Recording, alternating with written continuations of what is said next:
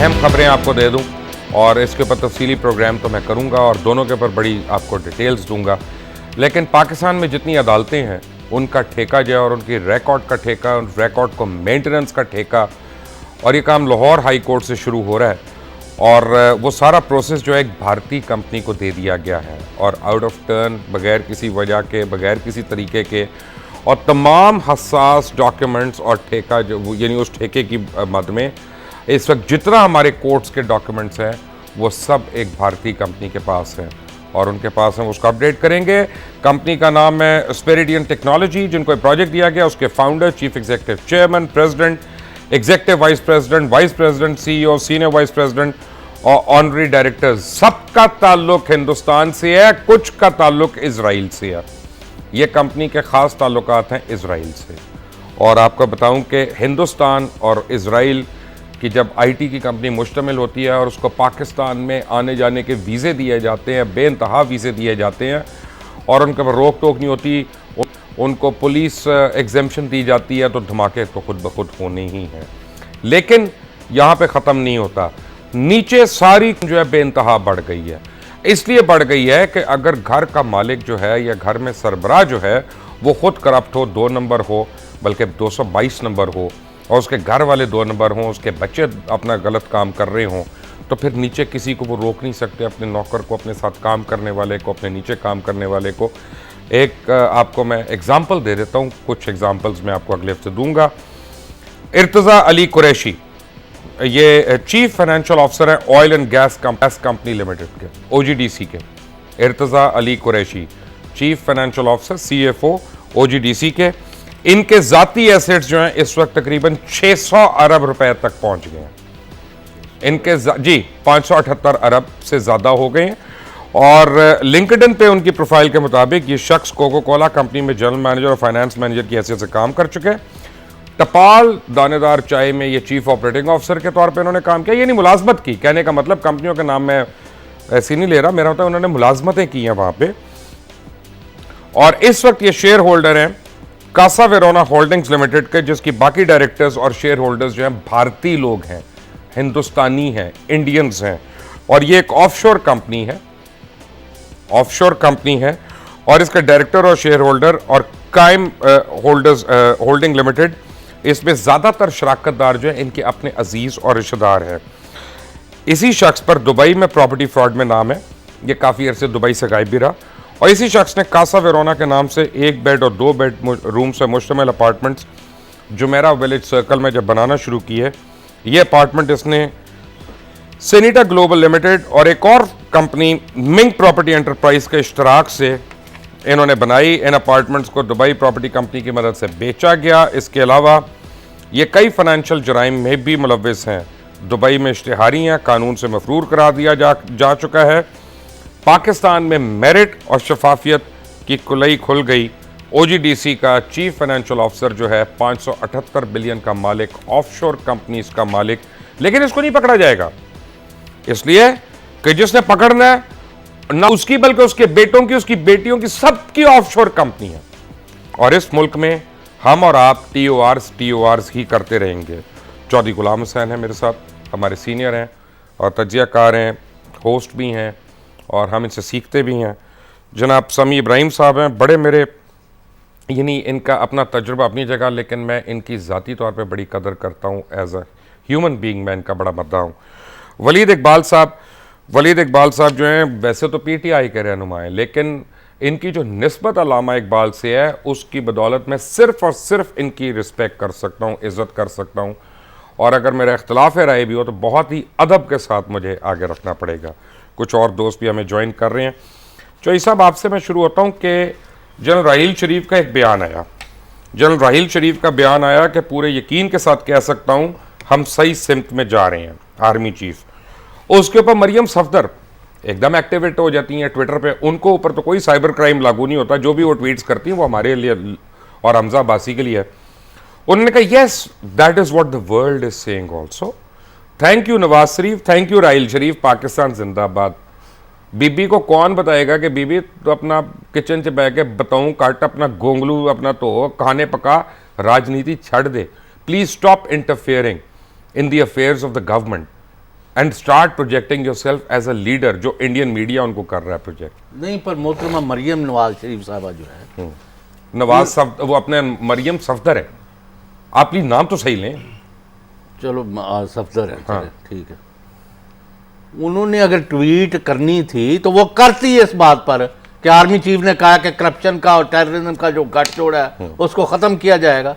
वो करप्शन जो है वो बैंगन बेचने वालों की बातें कर रहे हैं आर्मी चीफ।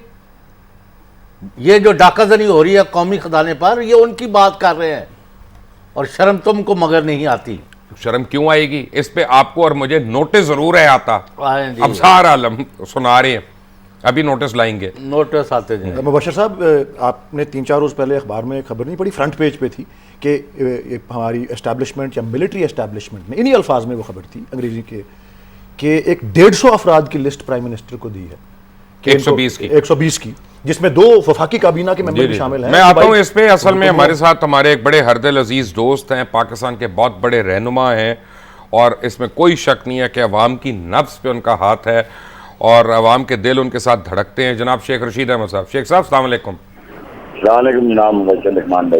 मैं ठीक हूँ शेख साहब, मुझे पता है आप बहुत बिजी हैं, मैं चंद मिनट लूंगा। मुझे ये बताएं, आज तो मियां नवाज शरीफ ने एक्नॉलेज कर लिया आपको और आपका नाम लेके उन्होंने, यानी मैं तो उनसे बड़ी बात एक्सपेक्ट नहीं करता, लेकिन उन्होंने बहरहाल की। अब सवाल ये पैदा होता है कि इतनी करप्शन करने वाला आदमी, जिसके बच्चे भी इतने करप्ट हों, वो क्या किसी को दर्स दे रहा है नेकी का और सही बात करने का? वो कह रहा है कि मैं आइंदा असेंबली में नहीं हूँगा। बाबा, आइंदा असेंबली में आप नहीं होंगे।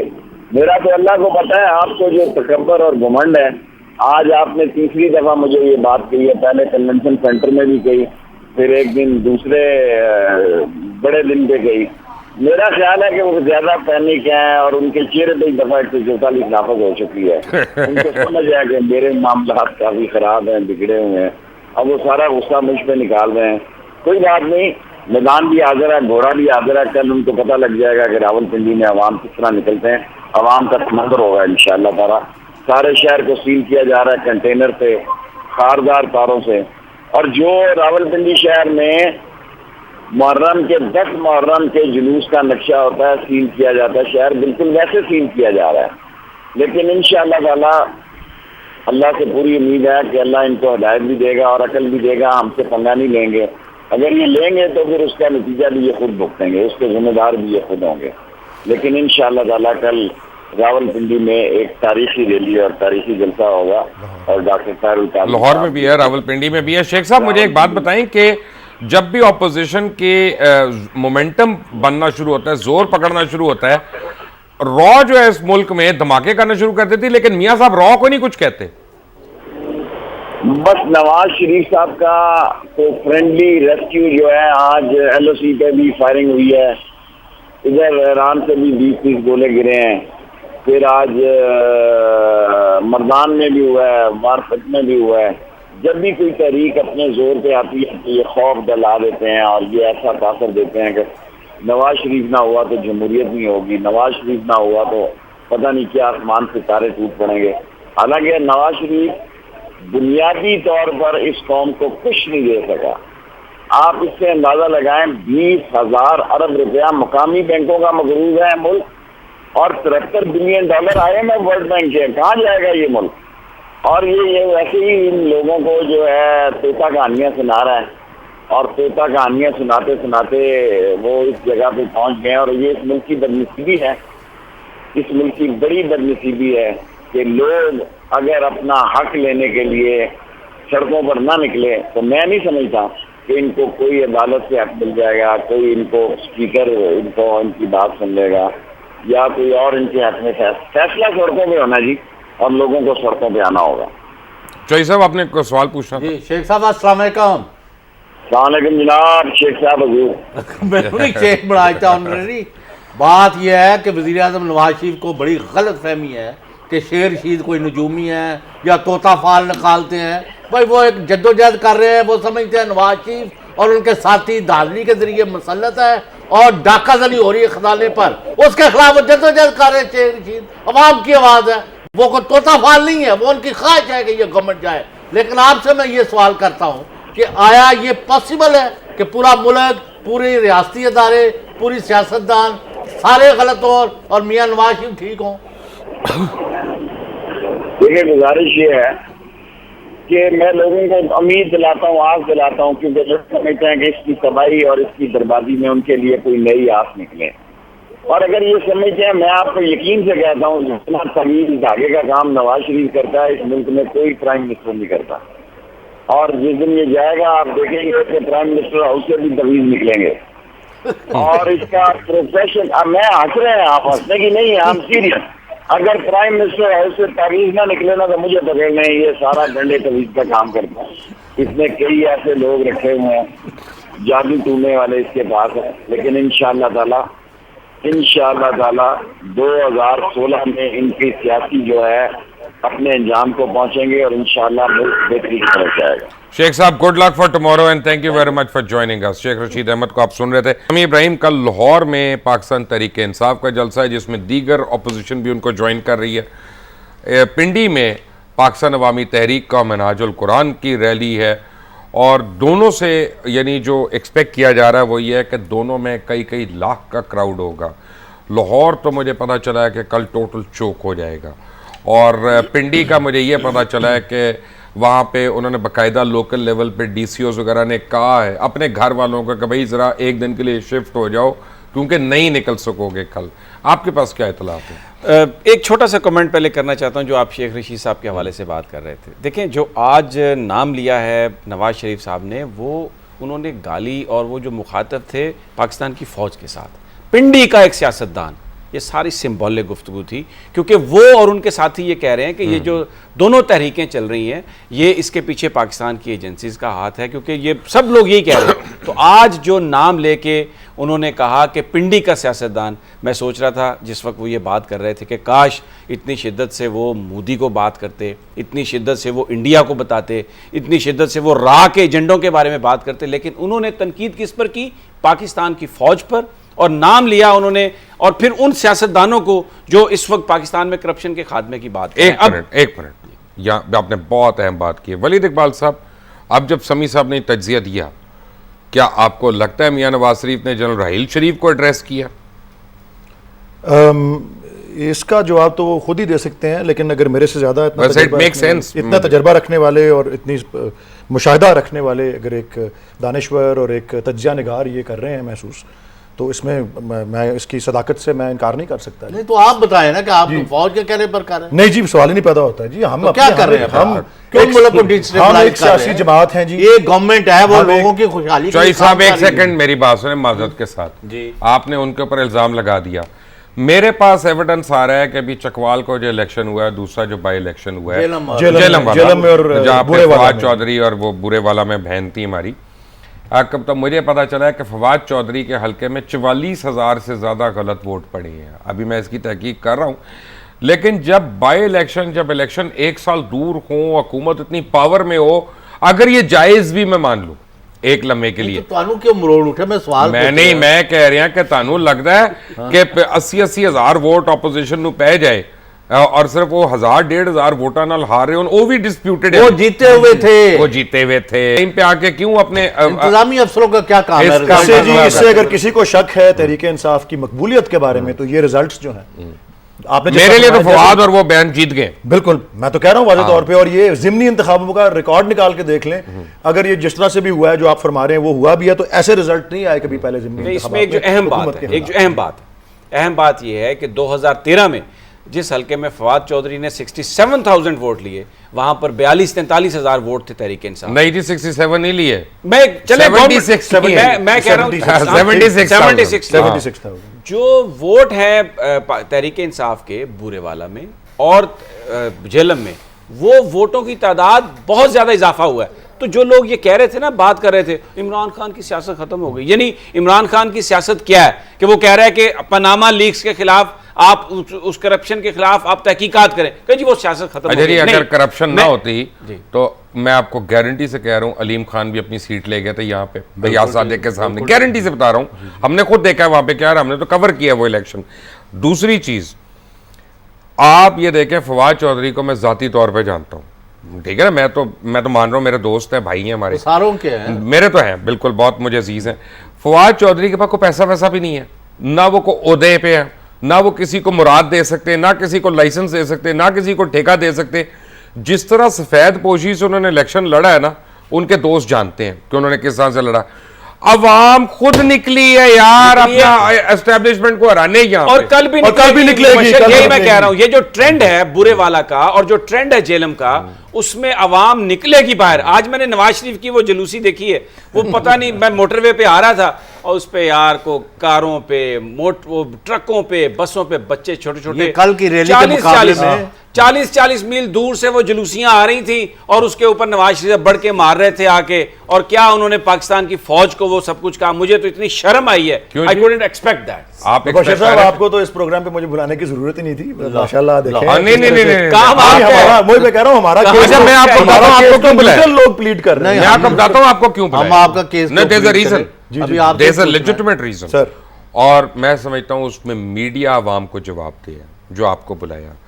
ये मैं नाजरीन को 2-3 दफ़ा पहले कह चुका हूँ, MQM का जो ड्रामा है, फारूक सत्तार की जो कलाबाजियाँ हैं, ये सिर्फ अपोजिशन की तरफ से स्टीम निकालने के लिए, ताकि पूरे मीडिया को किसी ना किसी तरह आर्म ट्विस्ट किया गया है कि रैलीज को कवर ना करो, इमरान को कवर ना करो, डॉक्टर कादरी को कवर ना करो, शेख रशीद को कवर ना करो, MQM को जरा जो है ना एयर टाइम देते रहो। जो पाकिस्तान को तोड़ने की बात करते हैं उनको एयर टाइम हम दें क्यों, और क्यों दे रहे हैं? ये सारा उनके हाथ तोड़े, बल्कि पाकिस्तान को तोड़ने की बातें करते हैं। बिल्कुल सही कह रहे हैं, उनकी जुबान के क्यों बात नहीं करते? हाँ, सर मीडिया की इसलिए कि वजीर आजम उनको खुद करवा रहे हैं। आप कैसी बात कर रहे हैं? मुबशर, एक इंटरेस्टिंग मैं आपको बताऊं, जावेद चौधरी को इंटरव्यू देते हुए ये कहा शहबाज शरीफ साहब ने, जो पंजाब के वजीर आला हैं, मैं मुतालबा करता हूं कि किया जाए गद्दारी के इल्ज़ाम में पर्चा। और भाई आपका भाई प्राइम मिनिस्टर है, आप गवर्नमेंट में, आप किससे मुतालबा कर रहे हैं? मुतालबा तो मुबशर आप करें, पाकिस्तान के अवाम करें, वो चीफ, यानी ये अवाम को इतना बेवकूफ़ समझ रहे हैं, इतनी आंखों में धूल झोंकने की कोशिश कर रहे हैं। और पिछले 7 दिनों से मीडिया मैनेजमेंट है कि ये करप्शन के बारे में बात ना हो, इनकी जो लूट जो मार की है उसके बारे में बात ना हो, बेसिकली पैनामा पे बात ना हो, डाइवर्ट करना जी। 2 चीजें इस वक्त फोक सेंटर ऑफ ग्रेविटी हैं, एक तो पैनामा है और दूसरी तरफ मॉडल टाउन के शोहदा हैं, और तीसरी तरफ कश्मीर पे सौदेबाजी है। इस वक्त जो कश्मीर के इस वक्त इन तीनों स्टोरियों से नवाज शरीफ ने मीडिया को दूर करने दिया। यही वजह है कि वो सारी की कहानी ये एक ब्रेक लेके आते हैं और आपको बताते हैं कल की रैली में क्या क्या एक्सपेक्टेड है। Take a break.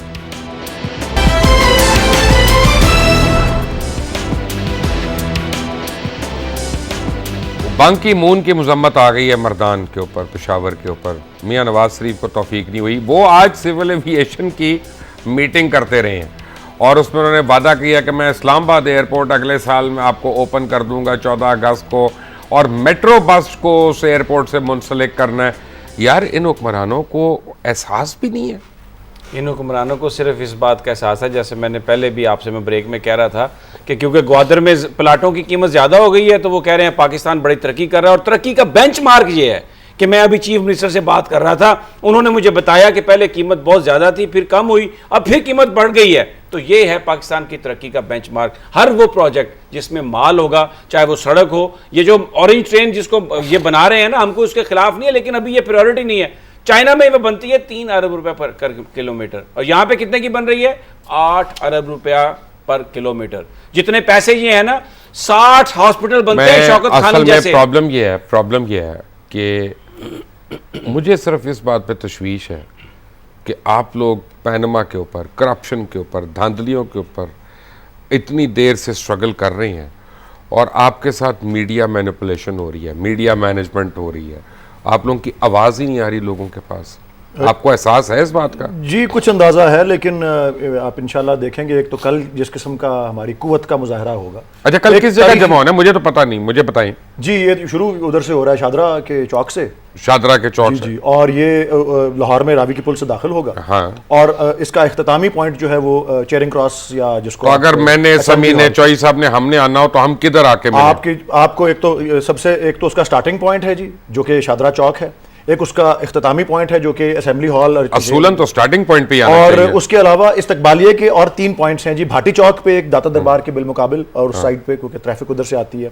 दूसरा नासिर बाग पे है जी, और तीसरा GPO और हाई कोर्ट के ऊपर। सर अजाज, बिस्मिल्लाह सर। वलीद अब कोई सर एक चीज मुझे इजाजत दे दें जी, आपने 2 इशूज की बात की, पनामा की और दूसरा ये धांधली की।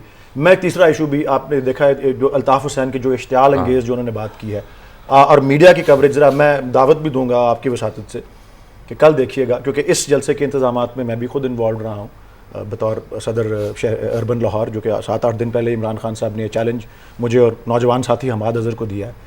हमने पाकिस्तान तहरीके इंसाफ के उतने ही परचम ऑर्डर किए हैं जितने पाकिस्तान के परचम ऑर्डर किए वैसे हैं। बड़े हम पाकिस्तान के परचम लेके निकल रहे हैं। पीटीआई में कोई अपॉइंट होता है उसके ऊपर बड़ी लेदे होती है, आप दोनों की अपॉइंटमेंट पे नहीं हुई है, तो वेल रिसीव्ड। अल्लाह का शुक्र है जी, लेकिन well अल्लाह सुर्खरू भी करे जी। आप जो अच्छा काम इतना बड़ा सर, चैलेंज। मुझे अगर हुक्म, आप हुक्म, इजाजत दे हुक्म। दें, इनसे 3-4 मुख्तसर सवाल है, लेकिन मेहरबानी करके ना जवाब दें, हमें जज्बाती आप तकरीर डायरेक्ट पूछें सर।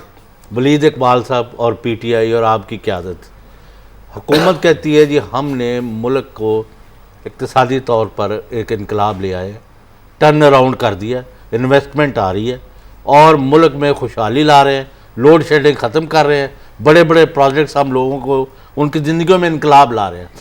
ये जो है तहरीक इंसाफ और ताहिर अल कादरी और इनके साथी मुल्क को डिस्टेबलाइज कर रहे हैं, एजेंसियों के कहने पर सड़कों के ऊपर आ रहे हैं, एजिटेशन कर रहे हैं, ताकि सारे का सारा जो गेंद है मुल्क के, वो ये देर वर्स देन टेररिस्ट।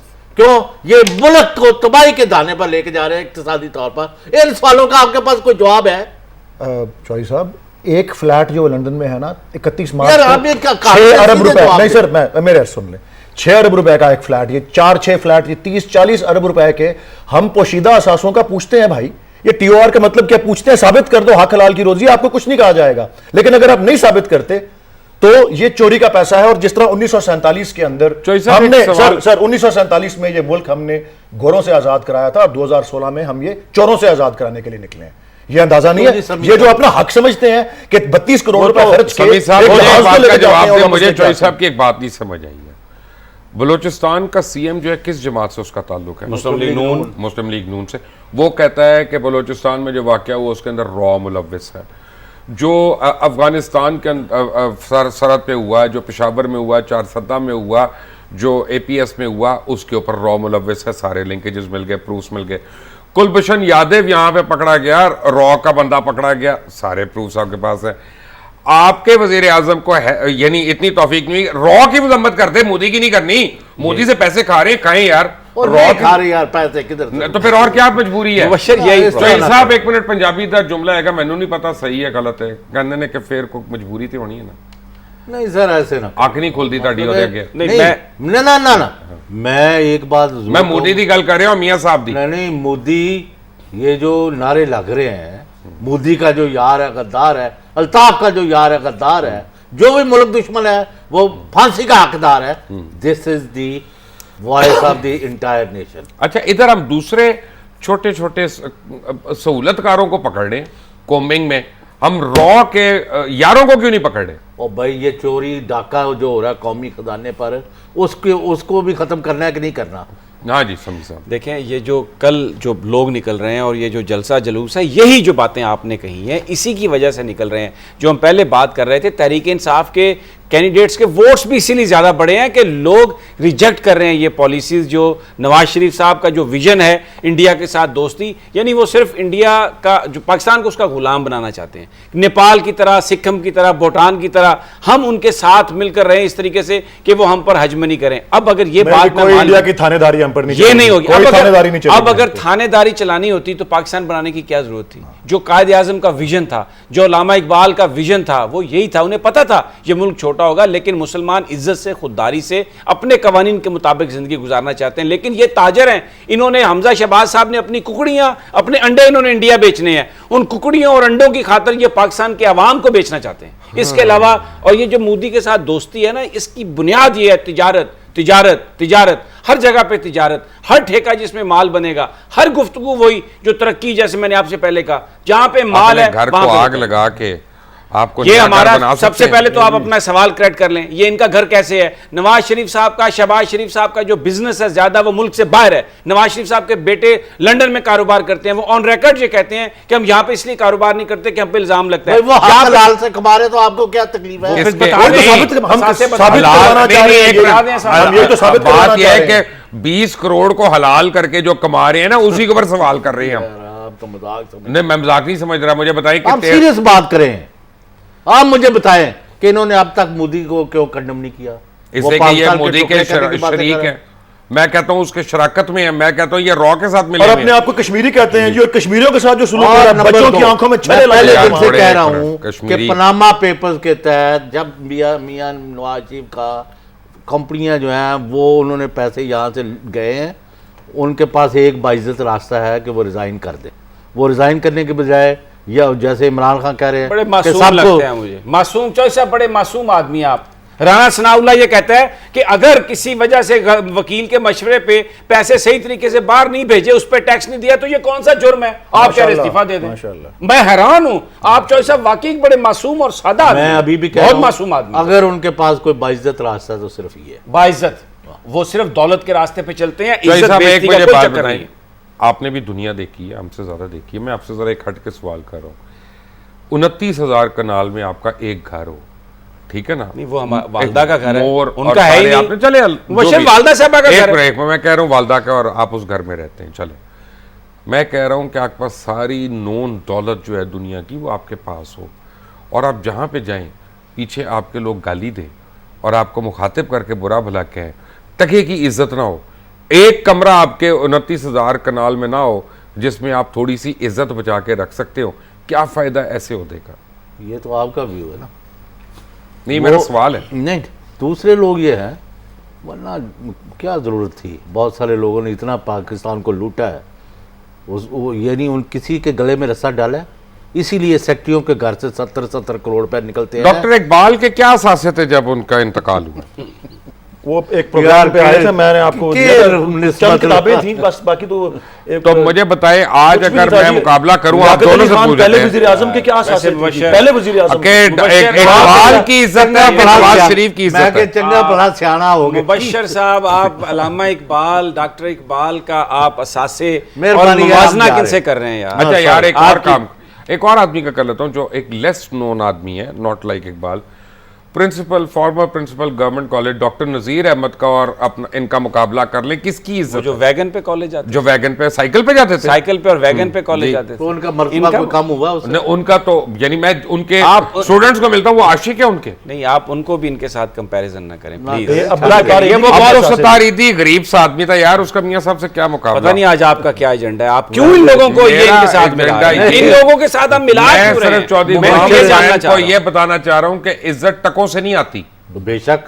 अच्छा, वो ये मुबशर लुकमान साहब, मैं तो इनसे ये पूछता हूँ कि अगर इनकी क़यादत जो है इमरान खान जैसे दयानतदार, who is materially not corrupt, even his worst enemies accept this, कि वो लूट मार, डाका जनी, पैसे इसमें नहीं है, ये चोरों मुझे चक्कों तो PTI के को, ऊपर लोटे राजी है। लुटेरों को लेके कौन सा इनकलाब मुझे ला तो रहे हैं? PTI इसका के जवाब ऊपर- क्यों नहीं देते? मैं तो समझता हूँ पीटीआई के ऊपर मुझे सबसे ज्यादा जो हैरानी और अक्सर गुस्सा आता है वो इस बात पे आता है कि इमरान खान के ऊपर तो एक आने की करप्शन नहीं, ये उसी को डिफेंड नहीं कर सकते। ये इस मुल्क को कैसे डिफेंड जी, करेंगे? मैं तो अर्ज करता हूं, मैंने तो कहा है जो कहता है कि जी अगर पनामा का टीओआर का आप निशाना वजीर आजम को बताना चाहते हैं, मैं अर्ज करता हूं हर जगह इमरान खान साहब असेंबली में कह चुके हैं कि जो सवाल वजीर आजम से पूछना है, उसकी फैमिली से पूछना है, जो तफ्तीश उसकी करनी है, जो क्वेश्चनर उससे भरवाना है, जो सबूत उससे मांगना है, मुझे भी वही सवाल पूछो, मेरे से भी वही तफ्तीश करो, एक मेरे ब्रेक से शौकत आते हैं। खानम से भी वही तफ्तीश लेकिन करो। मैंने अपना ब्रेक के दौरान, जब ब्रेक पे लोग इश्तिहार देख रहे होंगे, चौधरी साहब से एक सवाल जरूर पूछना है कि जमाइमा, अल्लाह ताला उसको खुश रखे, बड़ी अच्छी खातून है, नेक खातून है, उसके घर के बाहर तो सारी आपकी नून लीग ने एहतजाज किए इमरान खान को जिक्र करने के लिए, लेकिन 9-0 के बाहर एहतजाज करने की हिम्मत नहीं हुई गद्दारों के बाहर। ये किस मुंह से अपने आप को पाकिस्तानी कहते हैं? Take a break.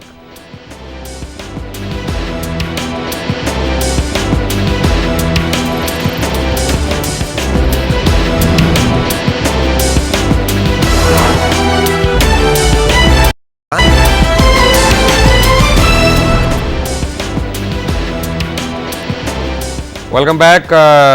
Fawad Chaudhry sahab हमारे साथ हैं। फवाद चौधरी हमारे दोस्त हैं, भाई हैं। चौधरी साहब, आपको मैं 3 बारी सलूट पेश करता हूं। आप जीत गए इलेक्शन, मुझे पता है, लेकिन आपके पास क्या क्या हकायक हैं वो भी हमें बताइएगा। अच्छा, पहले तो बहुत ही शुक्रिया मुबशर आपका भी और तमाम बाकी दोस्तों का भी जिन्होंने बहुत ही इंकरेजमेंट किया, बहुत जो है वो अच्छे अल्फाज इस्तेमाल किए। मुश्किल होता है हमारे जैसे रूरल एरियाज में इलेक्शन इस तरह का, जो हुकूमत के खिलाफ लड़ना है। हम वहाँ पे लाहौर में या कराची में ड्राइंग रूम में, कराची वालों को तो खैर पता है, लेकिन बाकी जगहों पे अंदाजा नहीं होता कि प्रैक्टिकली कितना मुश्किल है इलेक्शन लड़ना। मसलन आज मुझे बड़ी हैरत हुई यहाँ पर कि एक हमारे जो सपोर्टर्स हैं उनको सुबह 11 बजे से अरेस्ट कर लिया हुआ कि जी उन्होंने किसी के घर में दाखिल होकर कुत्ता मार दिया है। इसी तरह से जो सिपाही है, पटवारी है, वो बड़ा रोल प्ले करते हैं। और इस दफा तो फिर और बात आगे चली गई जब निकाह ख्वां रजिस्ट्रार्स को बुला के कहा गया कि अगर आपके हलकों से PMLN हार गई तो आप अपना निकाह रजिस्टर मनसूख समझें। फिर ज़कात और इस पे तो आपको ज्यादा वोट पड़ जाना चाहिए था। फिर ज़कात और उशर के चेयरमैन। मसला ये होता है कि बहुत लोगों का ऑब्वियसली इतनी अप्रोच नहीं होती। बहुत रूरल एरियाज हैं, बड़े बैकवर्ड एरियाज हैं, वहाँ इतना मीडिया की भी आवाज नहीं होती। तो इन तमाम बातों के बाद फिर 50-50 लाख रुपए के प्रोजेक्ट्स एक यूनियन काउंसिल में अनाउंस किए, फिर 25-25 लाख अलहदा किए, फिर DCO साहब कैंपेन इंचार्ज हों। ये तमाम ऑड्स हैं जिनके खिलाफ आप इलेक्शन लड़ते हैं रूरल एरियाज में और इस तरह में। तो इसमें मुश्किलात तो बहुत होती हैं। और फिर आप जब रिजल्ट्स हैं तो आप देखें कि हम अराउंड जो है 70% पोलिंग स्टेशन हम जीते हैं, 30% 35% हम पोलिंग स्टेशन हारे हैं। बट अल्टीमेटली हम इलेक्शन हार गए हैं बिकॉज जो पोलिंग स्टेशन हम हारे हैं वहां पे 75% पोलिंग हो गई है। और सुबह 10 बजे तक रिजल्ट जो है वो इलेक्शन कमीशन के पास नहीं था, लेकिन चीफ मिनिस्टर पंजाब ने रात को 11 बजे ही अपने उम्मीदवार को मुबारकबाद दे दी थी। अब आज हमने चैलेंज किया है इलेक्शन कमीशन के पास, ये नोटिफिकेशन तो फिलहाल जो है वो नहीं हुआ। अब देखते हैं इलेक्शन कमीशन इसको सुनेगा। साहब, जब आप हार गए हैं तो ग्रेसफुली क्यों नहीं रिजल्ट एक्सेप्ट करते? मैंने तो नहीं किया, मुबशर ने कहा अपनी मुश्किलात बताए, मैंने तो वो मैं आपको समझ, मैं बिल्कुल ऑन रिकॉर्ड कह रहा हूं कि इसके हलके में हजारों वोट जाली पड़े हैं और शिफ्ट होके वहां पे पड़े हैं। ये हारा नहीं है, ये धांधली का इलेक्शन हुआ है। इनका क्लेम यह है कि हम जीते हुए हैं। मैं तो मान रहा हूं, मैं कह रहा हूं कि बहुत मार्जिन से जीते हैं। अच्छा फवाद, एक सवाल मुबशर का मुझे इजाजत दीजिए। फवाद, आपकी लोगों से मुलाकात भी हुई होगी वहां पे कैंपेन में बहुत सारी, ये जो चल रही है तहरीक एहतिसाब और कल लोग आ रहे हैं, इस हवाले से भी लोग चार्ज थे और ये वजह है कि वोटों में इजाफा हुआ तहरीक इंसाफ के? हाँ, शहरों में तो है काफी। मसलन जेलम शहर में PMLN पहली बार हारी है और काफी बुरी तरह हारी है। जो इनफैक्ट जो चारों शहर है मेरी कॉन्स्टिट्यूएंसीज में, लिल्ला, ख्योड़ा, पिंड दादन खान और जेलम शहर, चारों बड़े मार्जिन से PMLN हारी है। और उसमें डेफिनेटली जो ये तहरीक एहतिसाब है और उसका एक बड़ा जेन्युइन असर है। ठीक, फवाद आपको बहुत बहुत मुबारक हो और अल्लाह ताला आपको मजीद कामयाबियों से हमकिनार करे। Thank you for joining us. Waleed sahab, कल का बताइए हमें, कल के लिए क्या क्या करें? कल के लिए जी बस मैं समझता हूँ आना किस वक्त है ये तो बताएं, टाइम तो बताएं। ये वैसे जो एलानिया जो है, जो इसको जिसकी तशहीर भी की है, 12 बजे का टाइम है शादरा चौक पे। अच्छा, और उसको बस दिन के सेकंड तो हाफ हम में फिर उसी वक्त आ सकते हैं क्योंकि मैंने और चौधरी साहब ने तो ट्रांसमिशन कर दी है। सेकंड हाफ से ही वो शुरू होगा सारा सिलसिला। और इंशाल्लाह जब तक दाखिल होंगे लाहौर में, थोड़ा आगे जाके मगरिब आ जाएगी तो फिर हमने लाइट्स का भी और साउंड का भी पूरा इंतजाम किया हुआ है ताकि पूरी तरह से हमारा पैगाम जो है वो पहुंच सके। और मैं आपको ये अर्ज़ कर दूं कि ये जो है अब मामला अपने मंतकी अंजाम तक पहुंचना है और हम इसको पहुंचाएंगे। मंतकी अंजाम क्या है? ये कि ये साबित, ये जिसको कहते हैं इसमें हकीकत क्या है, इन असासों के पीछे, पोशीदा असासों के पीछे करप्शन, जिसका मतलब दुनिया भर में एग्री हो गया हुआ है कि इस सरकारी ओहदे का नाजायज इस्तेमाल अपने जाती मुफाद के लिए, इससे हमने अगर अपने मुल्क को आज़ाद करना है, ताकतवर और कमज़ोर को कानून के सामने बराबर करना है, ये सारी हमारी सुतून है हमारे। असल में हो ये रहा है कि जब टॉप पे करप्ट होना, तो मैंने आपको बताया OGDC का CFO 587 बिलियन लेके साथ बैठा है। इस सारी कॉर्पोरेशंस को जब आप उठाएंगे तो क्या हाल निकलेगा? जब उसको बुलाएंगे वो भी कहेगा मेरा हक लाल दे भाई, वो कहेगा TOR बनाए, डॉलर जड़ा TOR बनाए, अजीब बोल के तो मुजरिम के अंदर TOR बनाए। लेकिन ये आप भी और सारे मेरे दोस्त जो हैं, समी इब्राहिम, वलीद इकबाल, ये मुझे बताएं यहाँ मुल्क दुश्मनी हो रही है, उस पर कोई गिरफ्त नहीं है। यहाँ अवाम दुश्मनी हो रही है, कोई गिरफ्त नहीं है। गरीब दुश्मनी हो रही है, कोई गिरफ्त नहीं है। लूट मार हो रही है, कोई पकड़ने वाला नहीं है। तो हम इसीलिए जमहूर को मुतहरक कर रहे हैं, और हम सियासी जमात हैं, इसलिए तो मैदान में उतर रहे हैं जी। मसलसल धांधली के जरिए इलेक्शन चुराए जा रहे हैं और आज तक धांधली रोकने का कोई तरीका नहीं। अब मुझे ये बताएं, ये कौन सी जमहूरियत है जो आप चला रहे हैं? जिसको चीफ जस्टिस कहते हैं कि ये चंद लोग जमहूरियत के नाम पर पाकिस्तान के वसाइल पर काबिज़ हैं और पाकिस्तान के गरीब लोग कल निकल तो आएंगे। और जिस तरह ये कह रहे हैं वलीद इकबाल साहब कि कल बड़ा अहम दिन है हर बंदे के लिए, हर बंदे को जो अगर पाकिस्तान में नया निज़ाम चाहता है, करप्शन का खात्मा चाहता है, ये इनका बड़ा एक अट्रैक्टिव मैसेज है कि वो लोग बाहर निकलें। एक कदम भी बाहर निकलेंगे ना, उनकी पार्टी भाई इनके बंदे निकलेंगे तो बात तो सारी ये है। मैं आपका बहुत बहुत शुक्रिया। मैं आपको एक बात बताऊं कि और बेखौफ होकर निकलेंगे जी, बेखौफ होकर। कल जो निकलेगा वो ज़रूरी नहीं कि पीटीआई का हिमायती हो या पैट का हिमायती हो, वो जुल्म के ख़िलाफ़ निकलेगा, वो 2 नंबरी के ख़िलाफ़ निकलेगा, वो जबर और कत्ल व गारत के ख़िलाफ़ निकलेगा, मॉडल टाउन में शहीद होने वाले जो हैं उनके हक़ के लिए निकलेगा। बहुत सी चीज़ें हैं। और मुबशर साहब, हम घर नहीं बैठेंगे, इसके बाद भी हम घर नहीं बैठेंगे, हमने इसको मंतकी अंजाम तक पहुंचाना है सर। दुख मुझे सिर्फ इस बात का है, दुख भी है और यानी तकवीत भी मिलती है। दुख इस बात का है कि इंसाफ यानी हमारे जो करने वाले इदारे हैं वो, उनसे मुझे लगता है कि शायद वो सोचते हैं। लेकिन जब मैं चीफ जस्टिस ऑफ पाकिस्तान के बयानात पढ़ता हूँ तो मुझे बड़ी तकवीत मिलती है कि यानी हमारे जो सुपीरियर कोर्ट्स हैं उनको सब कुछ नज़र आ रहा है और वो देख रहे हैं और वो उस पर कॉमेंट भी कर रहे हैं। इंशाल्लाह वो दिन दूर नहीं जब चोरों को और लुटेरों को कानून के मुताबिक सज़ा भी मिल सकेगी और आप और हम देखेंगे। अल्लाह हाफ़िज़। से एक फ़र्द